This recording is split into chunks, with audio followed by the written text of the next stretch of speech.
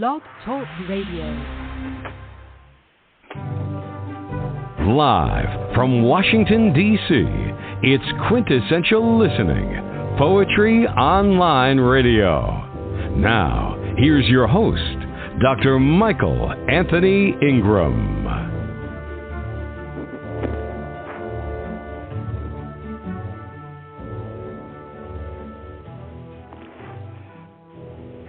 Good evening, everyone. This is Michael Anthony Ingram. I'm here tonight with one of my favorite people, John Patrick Robbins. His new book is Death, Rattle, and Roll. John, hello. Hey, Michael, how are you, buddy? It's been a long time. I'm well. I'm glad that you're with me, my friend. Anytime we have an opportunity to get together is always a highlight. So thank you again for your willingness to come on tonight. Oh, well, thank you. And I always love our conversation in the green room because that was a good green room session. You know what I mean? Yes, it was. Puff, puff. Yes, it was. Yes, it was. Well, let's begin this journey, my friend. Let's begin this journey. All right, let's start it out. Let's see how I can stumble through these lovely poems. Anyway, so this is the very first one. It's called Skydiving from the Ground. Let's try not to laugh. All right. It doesn't really help, Michael. Okay. All right. All right. I had just suffered a stroke, and here I was buying beer. I never played anything safe, but even the devil that sat upon my shoulder had to look at me and say, "Dude, really?" My face had gone back to normal, but even a brick to the face couldn't hurt my looks. My speech was still a bit off.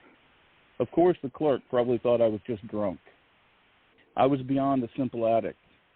I believe I had purchased a first-class ticket to Looneyville, population me. I knew another drink could end it all, and yet the thought of not enjoying the bliss scared me worse than death. If you think addiction is cool, you're more insane than myself. Truth is always way more fucked up than fiction. I am a train wreck that is speeding straight off the tracks. As some will read this story as a story, some bullshit to sell books or gain likes. I don't run a cult, so please pull your head out of your proverbial ass. Do yourself a favor and recognize the setting sun for what it truly is. And do not follow me. All right. Now we will go into the next one. This one's called Murder One.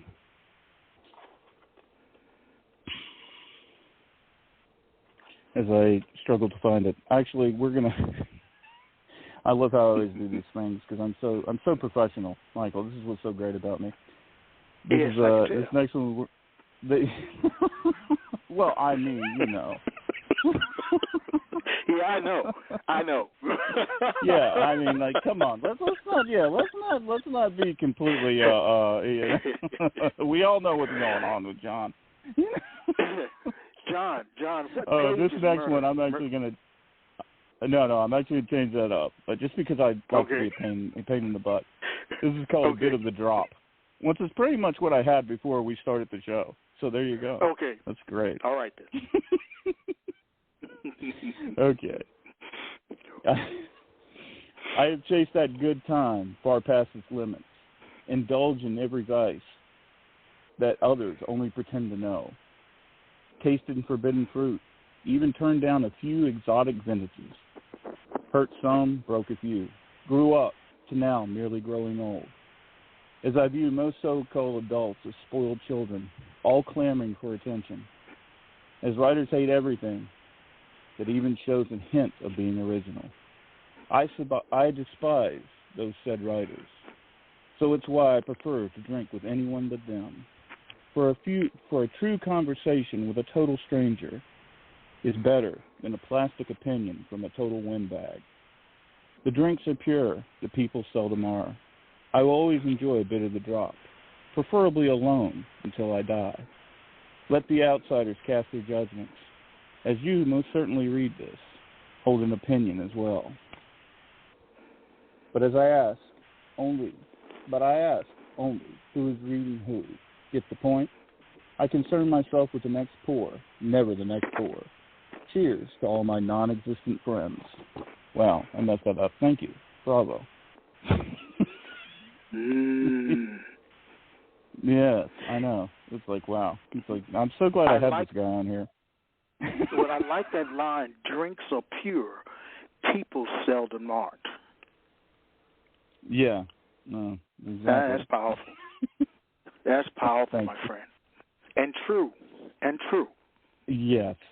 It's this next one I'm going to read is a rush through everything, speeding like crazy. We're going to get a little bit deeper. We're going to try to kill the room as quickly as possible. Cause that's what I like to do. Okay. It's like we're having fun. So, the hell with that. Me too. All right. All right. This is the favorite one of mine. As we just like people like, wow, I wonder what those two guys are on. Well, we'll be selling some after the show, so just stay tuned, kids. Our new sponsor, Willie Nelson. Never mind. This is called Audio Sounded Better Than Goodbye. She was an exotic beauty, and I was intoxicated on every level. Lost in the moment and in space as well. She said to me out of frustration, "Why won't you let a beautiful woman love you?" And in my stubbornness, I only had a smart-ass reply instead of the truth. She was that illusion that had become a reality, only to realize my truth was my addiction, much like concrete. She was a woman of my dreams, and like from any dream, we all must eventually wake. She spoke Spanish fluently, a beautiful language of a foreign tongue I desired in spite of myself. She had enough sense to recognize the setting sun and lost cause for what it truly was. She said adios. It sounded far more beautiful than goodbye. I may have been a glutton for punishment, but at least I had class. The view, as she departed, was a work of art I shall always recall. Adios, bonita. My heart walked away with you that afternoon. Memories are always bittersweet, my dear, but the truth never falters. You embrace my dreams as nightmares bleed my truths. Buenos noches, my dear. Gracias, Juan. That's the end of that one. Yeah. Wow. Yeah. What do you say? What do you say, my friend? A question for you. What inspired this book? It's different. The feel is different than your other work. What inspired this book? A minor stroke. A minor stroke. Yeah. Wow. Yeah. It was. That's why it starts out with skydiving from the ground, and that's why it. It was like it's definitely taking a look at yourself, thinking this could be it, because that's what not that we think we're immortal, but sometimes some people we know, named John, can kind of forget that life's a party, but the party has to end eventually. So yes, that's true. That it was like I was trying to just basically write a chapbook. You see how well that went? Yes. Yes. Here's 30 poems. Oh wait, here's a couple hundred.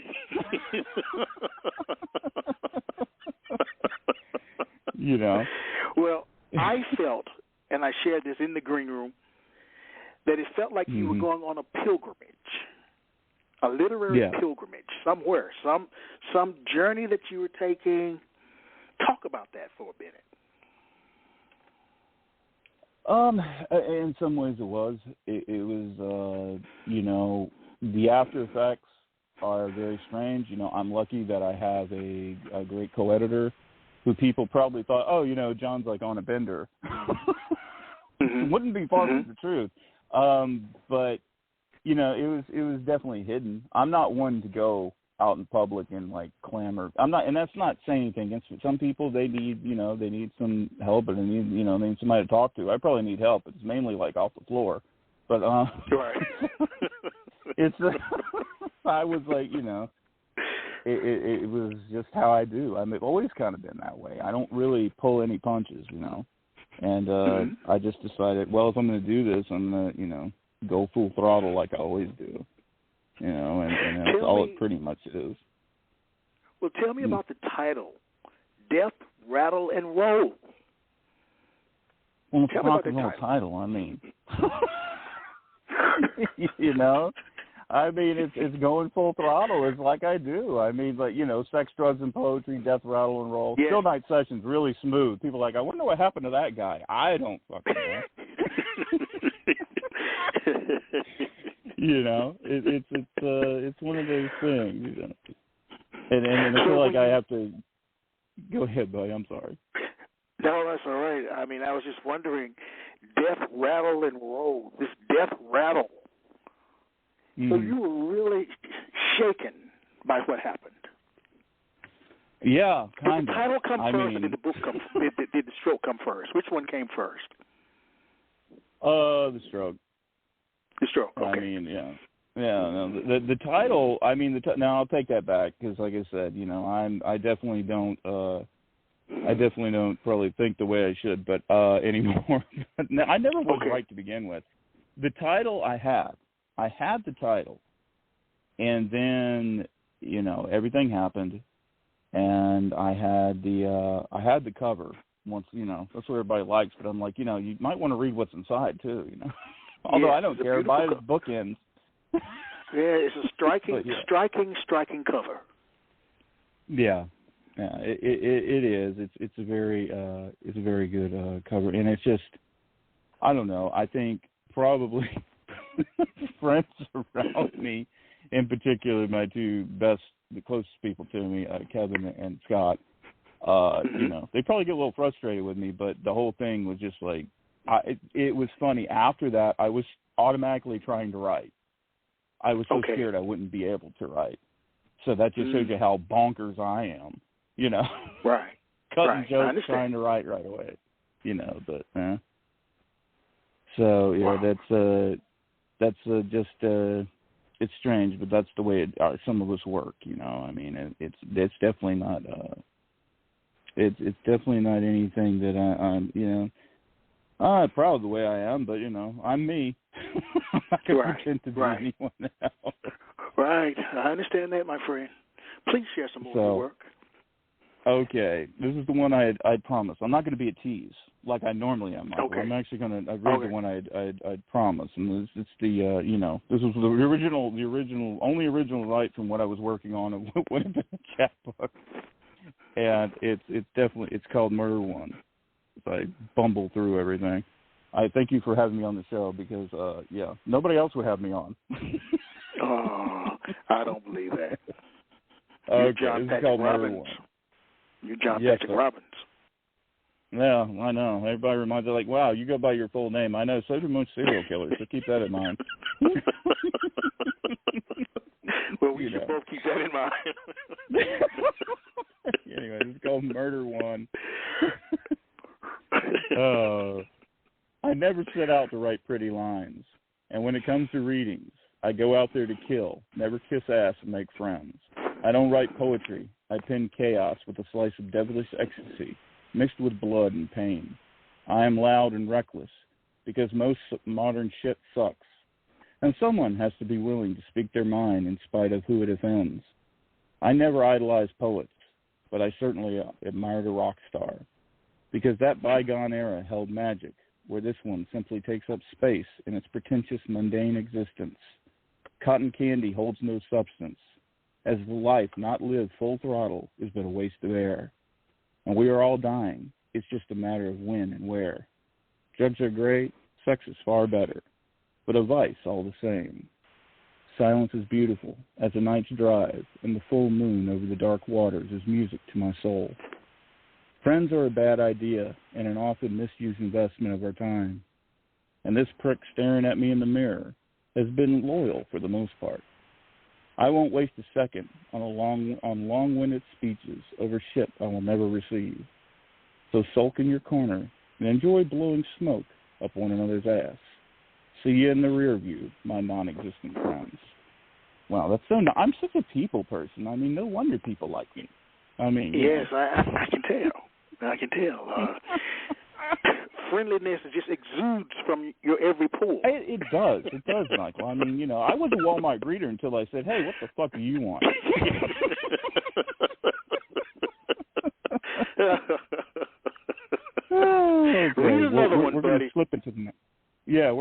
listen to the next. And this is one of those pretty ones that make people wonder. I wonder who wrote that for me. I happen to keep a Hobbit locked in my house, and he writes poems for me.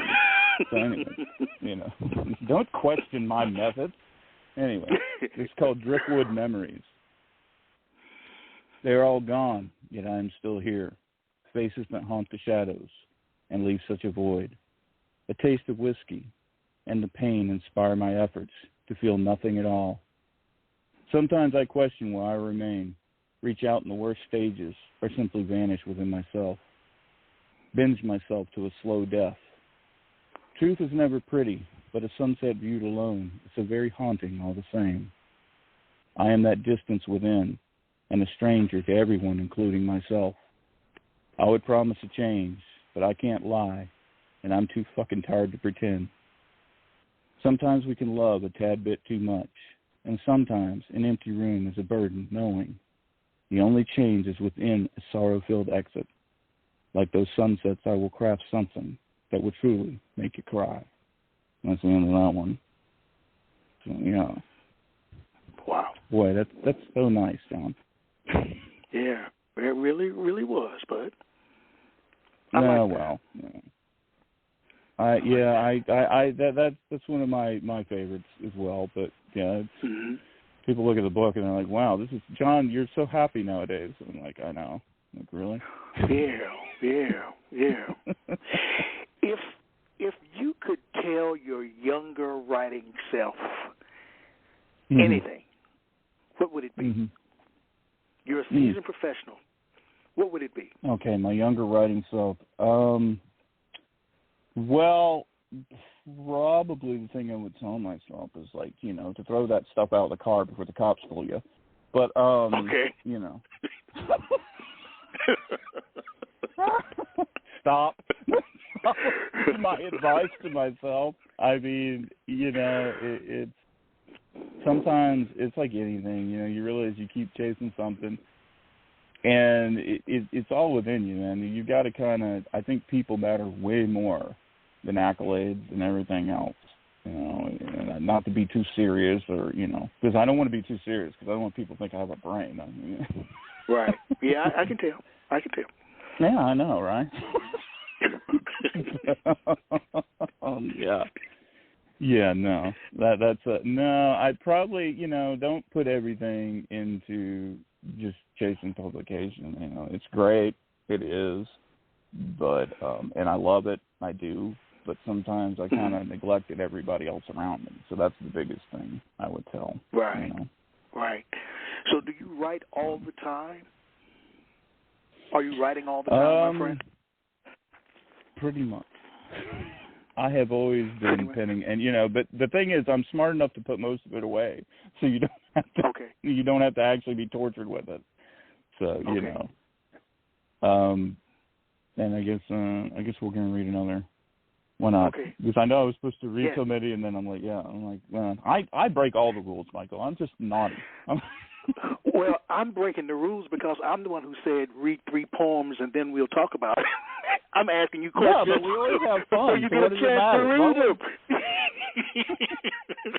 We've got 2 lined up. I'm smart enough to line 2 up already. I'll be quiet. I'll be quiet from now on. All right. This is one that's, once again, a little bit more, because I don't want people to think, wow, he's just totally a jerk. Anyway, it's called Treasure. It's one of these little, well, you don't have to laugh. It's not funny. It's called Treasure. To all the invisible people swallowed by the unforgiving night, I pen this for you. I have seen more beauty on a dingy sidewalk than ever hung upon an art gallery's wall. I have heard far more truths of this life's harsh existence spoken from people with no hope in sight than from some windbag preaching from behind the pulpit. Far too many exist that have fallen between those cracks. I pen my lines for the most beautiful souls that breathe life instead of just stale air. You're the ones that deserve a nod, far more than the ego-driven pricks, all chasing something they can never truly attain. You are never invisible to me. The most beautiful art is what lies hidden. What's deemed one man's trash. That's the end of that one. and you know, and I know I've got to read one, and I'm going to dedicate it to a very as I get it. I love how somebody tries to call me when I'm on air. It's like, that's lovely. Yes, that's a perfect time to call John.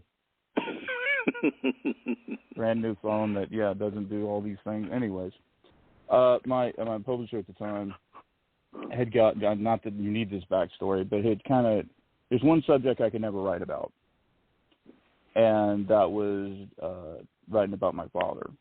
And I promised him I would read this one. So, if you didn't know, well, of course you didn't know. I love how I think the whole world knows me, but that's not a narcissist at all. Right.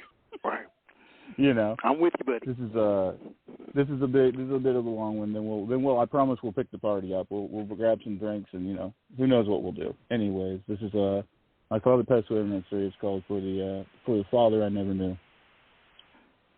I had photographs and old records, and not a single memory. Handed down stories that seemed like fables we tell children to spark the imagination. That for me only spawned fear as I stumble along in life, unsure how to be what it is deemed a man. It left me with a burden of insecurity, crippling my confidence, so I learned to sharpen my wit. There are many times I have cursed your name in the resentment of what I never truly got to experience, as if you had a choice for all too soon exit from this life.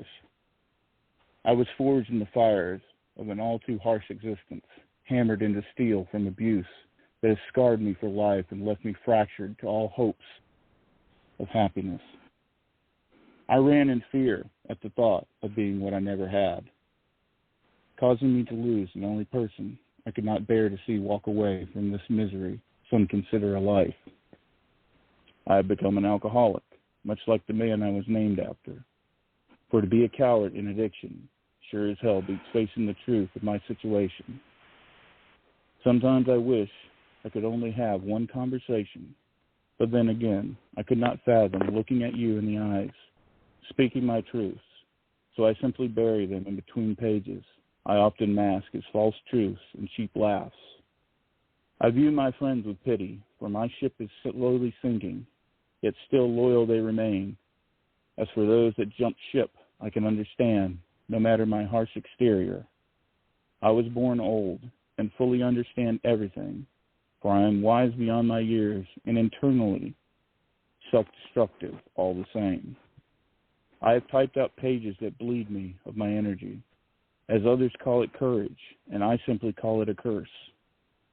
We are forever bound by blood, as time will most certainly cover over the wound, as I mask my truths, but even the most well-crafted illusion is a total facade, and mine are wearing thin with the phrase of my sanity. I love you as a story I never wrote and will most certainly never read. Dearest Father, in spite of my failure in my existence, I am forever your son, all the same. See you in that one. So, all right.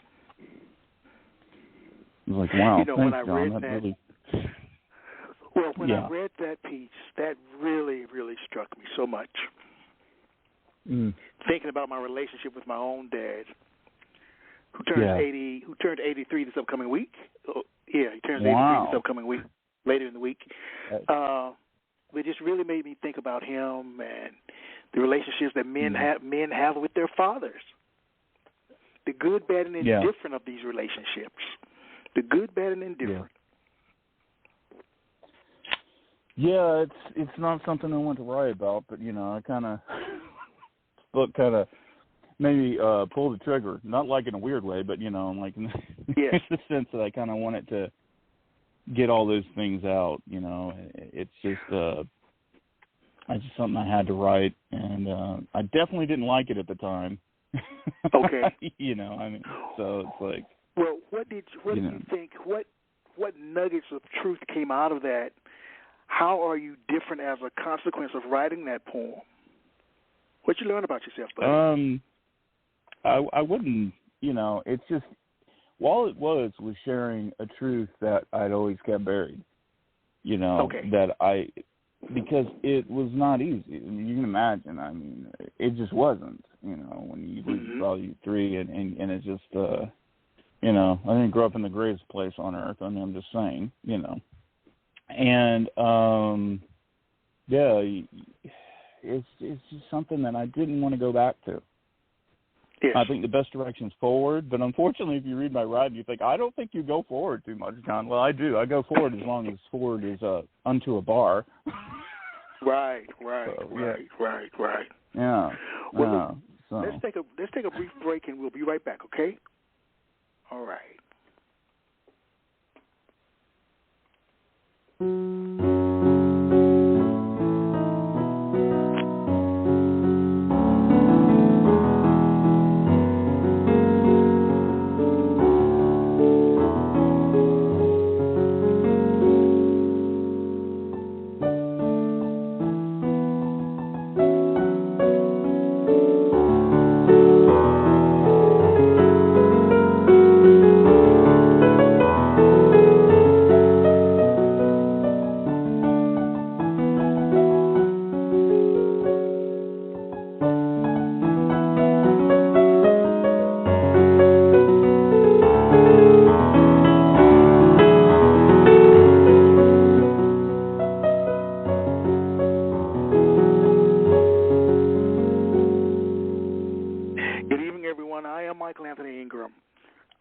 Tonight with one of my all-time favorite people, John Patrick Robbins. His new book, Death, Rattle, and Roll, is available on all outlets. John, how are you holding up tonight? I am doing smashing, Michael. How are you? Good, buddy. Good. Because I want you to read some of the longer pieces in your book. I love that one about the guy and the young girl at the cemetery. That was great.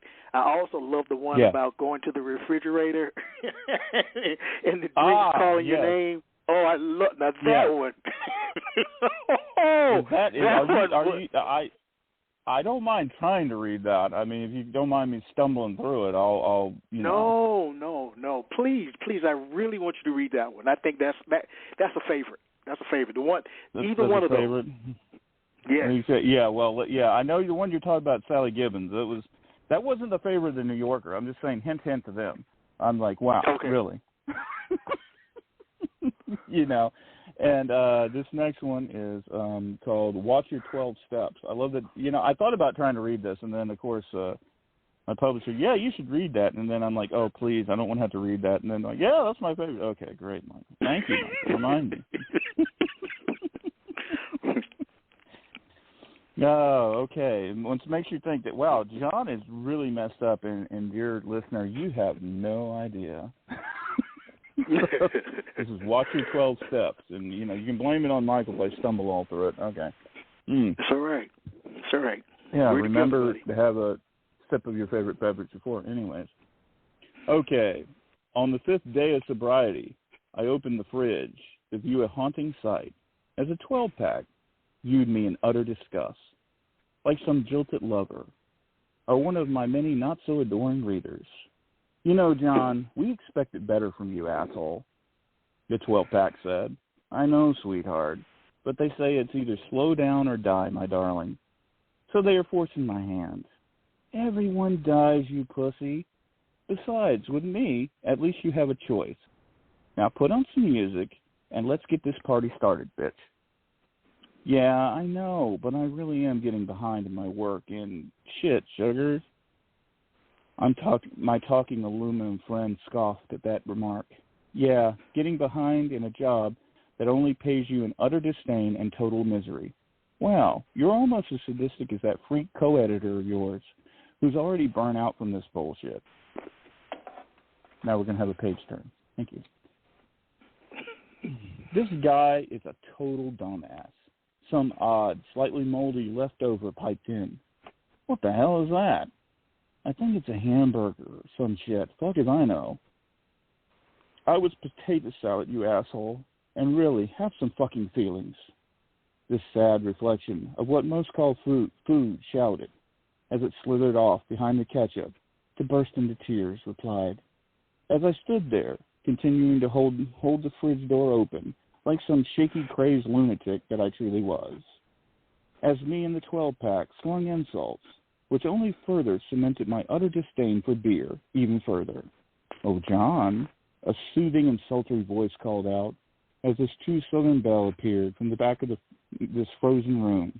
She was a beautiful, sleek, and sexy vision of a glass-cast vision. As she paid no mind, as she pushed that said beer right out of the way, as she looked into my eyes and seemingly into my darkened soul. "Baby, let's get out of here. Oh, and I brought a friend with me as well. What do you say we ditch this ice cabinet, go get comfy, and share some blurry memories?" the bourbon said, as yet another bottle peeked around mayonnaise, along with a few cans of their thick gal pal cokes, giggling in that most beautiful devilish glee. I knew my resistance had met its match, as my weakness will always be good music, fine whiskey, and good-looking women. My concerns over health were gone with the wind, as my passion for the bliss of the buzz overrode it all. Just then my roommate walked into the kitchen, looking at me, standing, having a total conversation in my boxers with inanimate objects, as he simply turned around, probably thinking to himself, "Why couldn't I have just roomed with a serial killer instead of an alcoholic editor instead?" But don't start laughing. But two lovely talking bottles were like that ever-elusive double blowjob that is spoke about in legends and viewed in skin flicks over my ritualistic morning sessions of coffee and smut. When in Rome, fuck a Roman. I believe that's what Plato once did say. You have to forgive me. I'm currently under the influence and off the wagon. Adios, my darlings. John. Wow, I love how I got that one right. Hey, perfect. Beautifully read. Wow. Beautifully read. Kudos. Wow. Kudos to the author. Kudos to the author. Bravo to me. Bravo to me. I'll be opening up this week for I'm opening up this week for Nickelback. It'd be the first time anybody's ever shouted, "Yeah, we'd rather have the fucking poetry."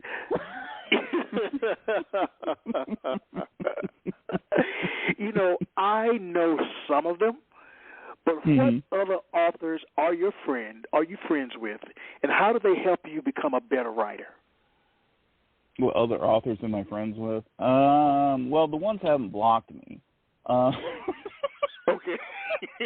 Well, what other authors have yet to block you? And how? Yes.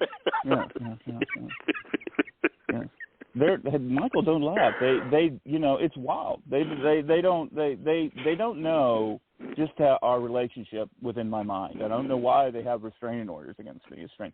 I mean, one is Todd Cirillo from 6 Foot Swells Press. One thing I can say reading Todd's work is you learn the economy of words. Yes. He can pack the punch, and he'd probably be like, "Wow, great reading, John, for going on 5 miles and stumbling over everything." But Kevin Hitchman from Fearless Poetry Zine, one of my best buddies out there. Of course, I mean, my co-editor Lunatic, who was on the show, and man, I want whatever you all were drinking that night. Another good buddy of mine who is a fantastic editor, and who's going to be starting up his own magazine and publishing writers and more fiction. Jesse Lynn Ruselis. There's a lot of writers I admire, how they all have influenced me. They probably like, "Hey, dude, you need to fix your grammar because nobody knows what you're saying." I'm going to start selling decoder rings with my books. So, and a good friend of mine, Susan Tepper, who's just been an incredible friend. There's a lot of people I could name. I can just drop names, like Donna Summer. Well, wait, not Donna Summer. That's not right. That was not good. That was not a good joke. It's like, wow, you communicate with spirits, yeah. Lauren Starhag, I think that's how you say it, another great writer. I mean, I don't know. I know a lot of really good writers. It's kind of amazing when you think about it, because it's like, wow, they're actually nice to me, and I'm a lunatic. So I think they feel bad for me. They don't want me to visit when they talk to me.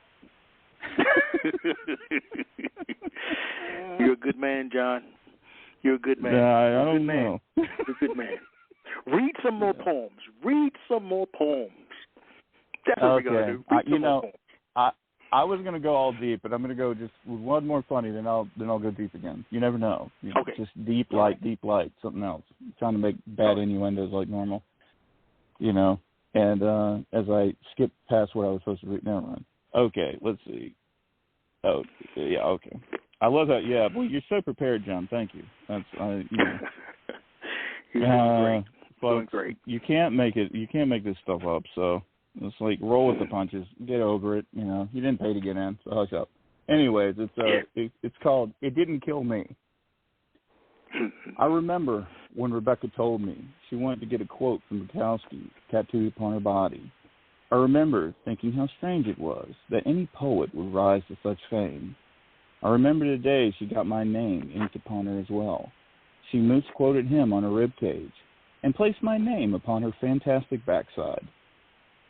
She left, yet it makes me laugh to think. Me and Book are sharing some real estate somewhere out there, as she beds another that is not me, as this dude probably knows nothing of the previous tenants. I may never be known, but I can claim to have had a three-way with Bukowski. She misquoted him and sits upon me daily, loves a bitch, and so is she. Boy, beautiful. No wonder I'm single.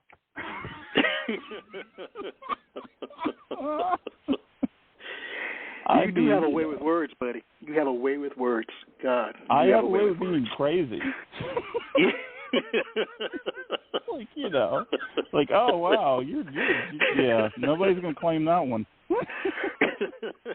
Well, you know, I try to always uplift my guests, you know. So yeah, I know. Whether I want to We're or not. friends, though, so it's like you don't have to do that. That's you do it with all my other friends. That's true. That's true. That's true. Well, look, here's a question for you. You know, because I put together a list of questions for you, my friend. Yeah, although I said I wouldn't do it, I did it anyway. As a poet, what would you choose as your mascot, avatar, spirit animal, and why? Mascot. I love how you're laughing. I'm going to mess up. Mascot. Avatar. Yes. And avatar. Okay. Mascot. I stayed up all night thinking of these questions. Stayed up all night long. Mascot would have to be Scott Simmons. Because Scott Simmons is a cartoon character. Oh, poor Scott. I mean, you know. Guy can't catch a break. Guy can't catch a break. No, Scott kind of looks like, hey, you don't have to say with Scott, he's on drugs. Because everybody's like, just no shit. My spirit animal is Adele, always. Beautiful voice, you know. And my avatar is Jennifer Lawrence. So there you go, you know. Or Betty White, you know, either one. Very sexy, nice lady. All right, buddy. All right. Different strokes for different folks, but I mean, hey, who am I? Well, it's kind of a joke, Mike. Who am I? Don't take it literal. Read another poem. Okay, wow. Yeah. I know. I'm not a piece of meat, Michael. You don't order me around. I'm going to get belligerent in 2 seconds. So I can tell, buddy. I can tell. All right. This is not a funny one. And it's like, oh, shit. But no, this is not a funny one. This is more serious, but it's one of my favorites. It's called Ships That Pass in the Night. She hadn't even removed her scrubs as she climbed into bed, worn out from working a double shift at the hospital. She was warm, and those moments never required a single word. And that in itself is the essence of love beyond all logic and reason. As we laid there together afterwards, there was a perfection in the silence. She stared at me as I stared at the ceiling, as the realization of the truth, like a razor, slowly cut through the ecstasy. Are you still leaving Saturday night? I asked, fighting back the tears to maintain a facade we as men sometimes believe we must maintain. She was silent for a moment as she rolled onto her side. Yeah, I am. I turned upon my side as well and just remained silent, as sometimes a person can kill you more than the words they do not speak. We laid their backs pressed together, two vessels, set soon to depart with the tide. At the end of that one. Well, yeah. Boy, that's happy. It's like, you know how to kill a room, John. I know. I'm like, I'm like Morrissey. And the kids now have to go Google that. Like, who the hell is that? Well, speaking of that, how important, trying to make it highbrow here, is accessibility of meaning? Should one have to work hard to solve a poem? I mean, this is the thing. Some people, I think because my work is not abstract, probably think that I hate everything that's abstract, and it's nothing could be further from the truth. I respect all art. Okay. I think, there's a place for everything, man. It's like, I do think that generally even abstract somehow has something connecting fiber that just, kind of everybody can identify with. I mean, if I need a textbook to understand your work, I mean, that's a little rough, because you don't want me, like, I can't put deep thought into stuff. Like, smoke starts coming out of my ears, we're in trouble, But, it's like, I don't know. When it comes to that stuff, to me, work should be accessible, but it doesn't have to be. I mean, who says there is no right and wrong in art? There's no rules. There isn't. As long as it's real. That's my whole thing. If it's coming from a real place, that's well my said, thing. Buddy. Well said. Yeah. Please read another poem. Okay. I'm actually prepared now. This is one I'd like to dedicate to probably everybody on a serious note. Everybody that probably is in the rear view and probably thinks, well, John never gives a flying crap about anybody. But this is called A Poem for Bitter Souls. It's funny how people change like the weather, and I have become so used to old friends becoming new enemies that I'd rather be alone than waste my time building something that will only implode upon me eventually. It's funny, old friend, how you can hate so easily what you will never truly be. 100% real. I am totally alone with my back against the wall, facing everyone. In all truth, you cannot hate me more than I hate myself. I realize your thoughts are poison as an empty well, and nothing I can say will change your course of reason. Everyone turns eventually, but I am saddest to see you go. Love means pain in the realization. Emptiness is all I will ever truly understand. That one. Wow, so happy. No, one thing about you, you really have a way with phrases. Old friends becoming new enemies. Wow. Yeah. You really have a way of phrasing stuff, my friend. You really do. Well, I appreciate That's why I really resonate with your work so much. It's just the way that you write. I mean, what do you think well-written poems have in common? Soul. Soul? Soul, yeah. Okay, tell me more. It resonates with the soul, not with the mind, the soul. It just makes you feel. Okay. It's like good music, good music. It doesn't. You don't even have to know what somebody's saying, really. It just connects and grips you, Yeah, that's not me being hokey. That's just my opinion. I think all good art has soul to it. It doesn't have to be the most perfected. It just connects. It has that feeling. It's real. It's real, and it's just somebody copying some influence that's been rehashed 1,000 times over. And it's like, you don't have to be the greatest technical writer just to connect with somebody. I know some people that can do everything perfect but ain't got nothing to say, man. Right. So true. Because conversely, my question would have been, what poorly written poems have in common?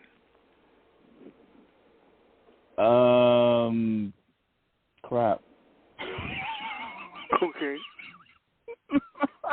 That's a very technical term. You can't ever. How do you judge art? In reality, it's like music. Just because you hate it, somebody else may love it. I'm never going to tell somebody, oh, that crap. No. What will probably connect with a broader readership, yeah. I'm never going to tell somebody how to do their art. Even if I don't dig it, there's somebody that probably will. I don't even publish people that way. People are turned down every day, John, in terms of submitting their work. It's like it's almost like there's this sick humor that you get from turning people down in terms of publishing. Not that I've ever been turned down.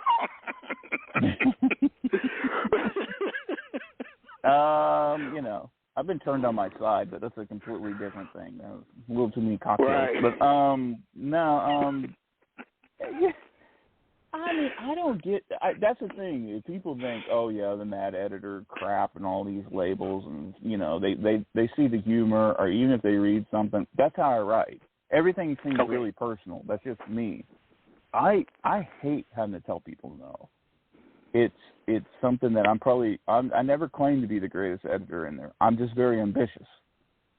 Whereas, because like I said, I don't like, if you look at the Rye Whiskey Review, stuff like that, I don't necessarily publish people because, that's the kind of writing I exactly like. No, you got to think about it like a DJ sometimes. You got to play for the back of the room. For somebody, it's going to, that style of writing may connect with some person, and that's why I think helps grow things. You can't just be like, no, it has to be my way. Nah, but I don't know. Not to ramble. Sorry about that. That's all right. No, this is important stuff that we're talking about. This is what makes us tick. Why we keep doing what we do when we do it. Yeah. No. Let's take a brief break, buddy, and we'll be right back. All right. No.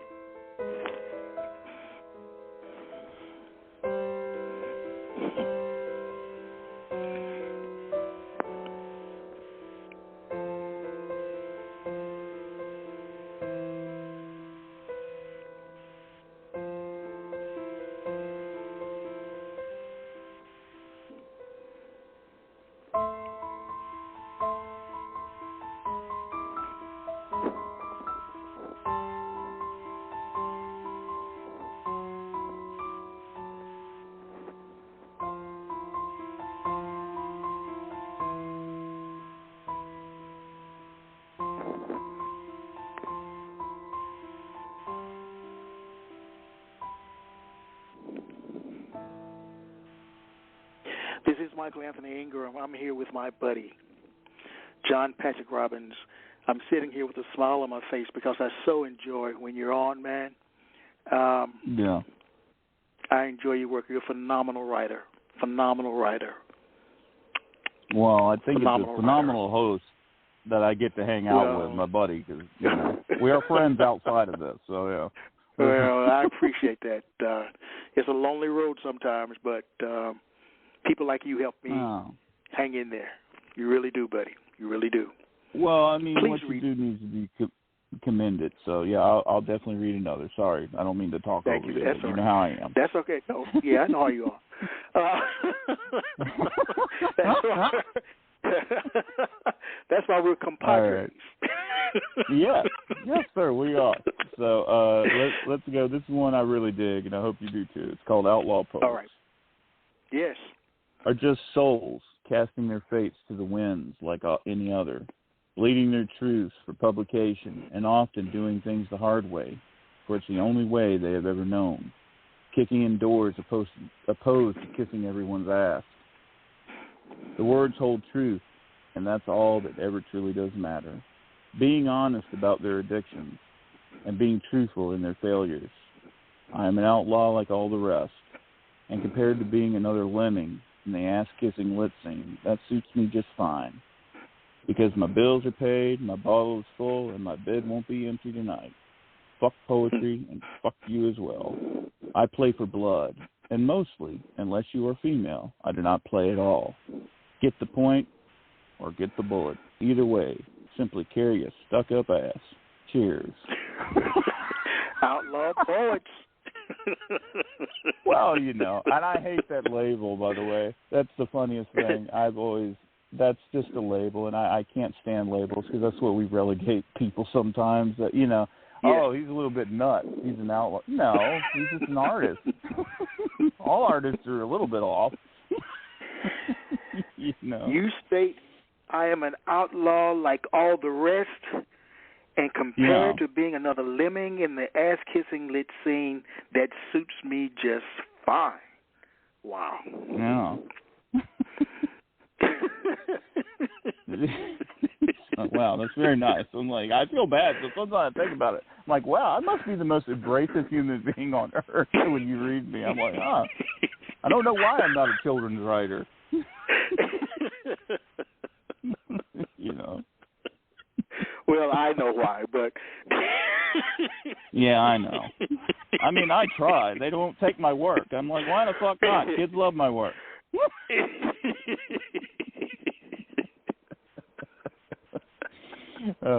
Here's a question for you, good buddy. Yeah. And this is one of those questions, there's no real answer. I'm sure there's no real answer, but do you believe or do you think that the internet or social media contributes to the well-being of poetry? I mean, wow, that's a strange duality and thing I have going on with that. I think it's far easier to submit work. I think it's a good thing and a bad thing.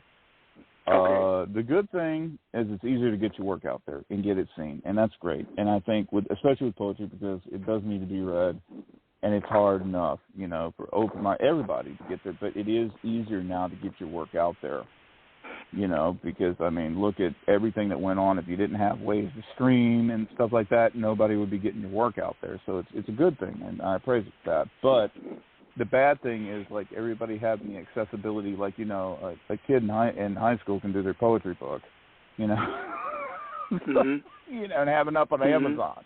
It's like, oh, that's wonderful. Which, you know, some people wonder, like, how old are you when they look at all the typos on mine? But I'm like, you know, well, you know. Anyways, I don't know.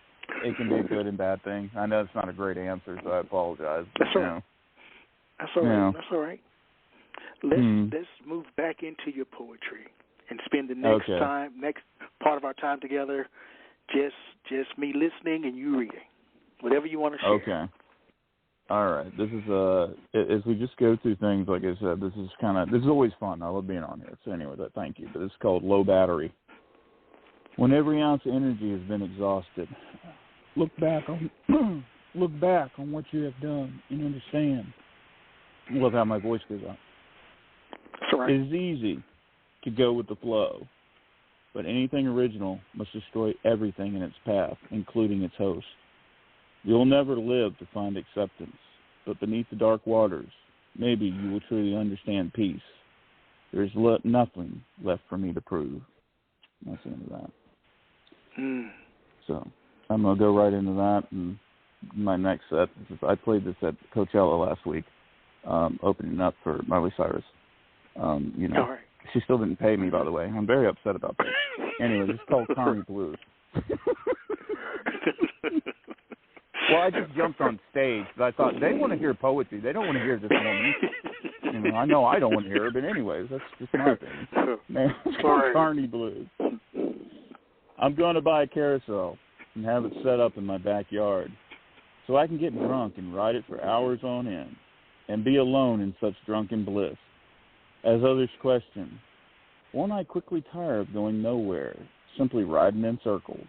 I will remind them that I am a writer, so going in circles is second nature to me.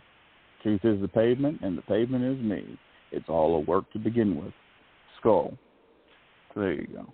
I know I mispronounced that, but, you know. We have to get to the Viking terms. We have to bring the Vikings into poetry. I mean, I believe that's way more important. Only John does that. Yes, only John. That's right. That's right. That's why I keep inviting you back.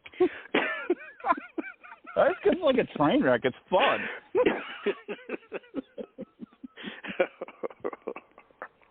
It's like, wow, what is John on? I want some. It's like, no, you don't. Trust me. Please read one of your longer pieces, John. Please one of your longer pieces. If you have the energy. If you have the energy. Oh, my goodness. Oh, we're not going to read the one you're talking about. I know what you're trying to insinuate, Michael. You're not forcing me into that. Okay. I'm going to read the next one. You'll find it in the book. It's a great short story-like poem. You'll find it in the book. It's about a young woman in a cemetery and a man in a cemetery, and it ends on a different kind of note than I was expecting because I was all in. I was all in. Yeah, it's like a Twilight Zone episode. It really is, and I was always a big fan of Rod Serling. Once it's funny, I mean, like, I'm being honest. I'm not being cut up, but yeah, it's Here Lies Sally Gibbons. I'm not trying to be rude. It's a very long piece. Don't worry about it. Don't worry about it. People can read it. They can read it in the book. Yeah, you buy the book if you want to get it. It's called Swing for the Fences. Yes. Yeah. All right. I remember we sat there watching the field where the kids played just for the sake of playing and nothing else. We viewed their happiness as we sat there locked together for a moment in time in our own. You know, sweetheart, I could never imagine my life without you. Well, I'd die without you, so you never have to worry about that, he quickly replied. It was getting near sunset. The kids played on, and it was the peace in the words unspoken that was a bliss even the poet in me could never fully describe. I saw it for what it was, and knew our time was growing short, even though I knew my vision would not be shared at the moment. The kids kept playing until the fading light chased them away to lives that would fork with time, as all lives certainly do. We spent that evening driving for the simple pleasure of the journey together, a moment's escape to now hide the pain of the true situation. I saw what you never could. Some call it vision. I consider it a curse. The kids swung for the fences for the pure joy of nothing else to do, as you have vanished into my thoughts' horizon, alone with my memories of what will never be. Sing the that one. There you go. You know. We have time for one more. One more. Okay, here's one that's I'll send you off with this one, kids. It's called City Limits and Past Curfews.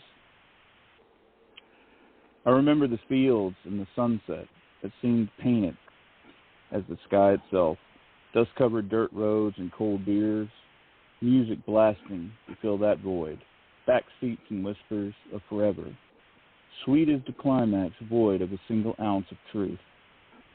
We, the immortals of our youth, often laugh, puzzled at the jaded fools we have become. Campfires and lakeside confessionals, church babble, and the gossip hounds. Children creating another generation as the writers simply get drunk and lost in memories and pages. Most fall to the wayside, minus the bastards like myself.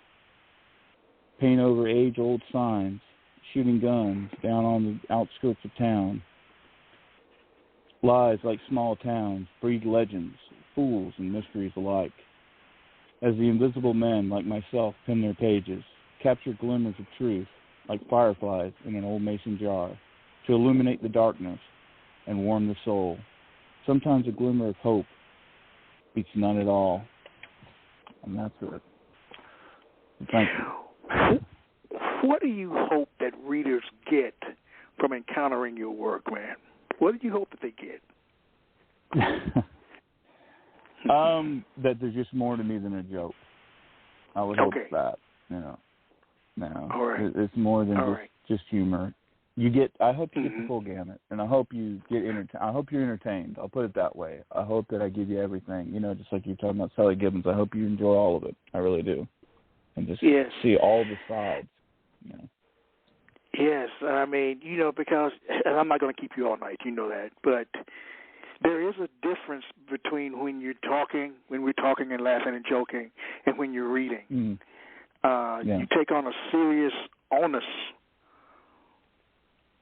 when you're reading. It's striking. There's that difference, man. I think you know that. No. Well, I tried to. I mean, it was with this book, like when I came on here, not to rattle on, but I love being on here, so I do thank you. With this book, I was kind of worried because it's more, if you want just a straight humor book, it's not that. And I am working on one of those, but, Okay. I'm good at both. But Yeah, no, I was worried about that because sometimes, I do like to show all those sides. The deep cuts are something I really enjoy doing. Because we all have depth, So it's just, I like to show everything. Yes, and you do a great job of it, too. I want to thank you, my friend, for spending time with me, shooting the breeze. You're the man. And I don't you're the man for hosting the show and putting up with me. No. Everyone, Death, Rattle, and Roll by John Patrick Robbins is available now. Pick up your copy. Walk with this man. Take a journey with him through his poetry. He's one of the best. He's one of the best. All right, John. I appreciate it. I want to say good night to you. And good night to our listening audience as we end another week. Everyone take care of each other. That's the most important thing. And as I share every week, let poetry ring. Good night. You have just listened to the Quintessential Listening Poetry Online Radio Podcast with your host, Dr. Michael Anthony Ingram. Subscribe to our podcast on iTunes, Spotify, or Stitcher. And make sure to catch our next episode.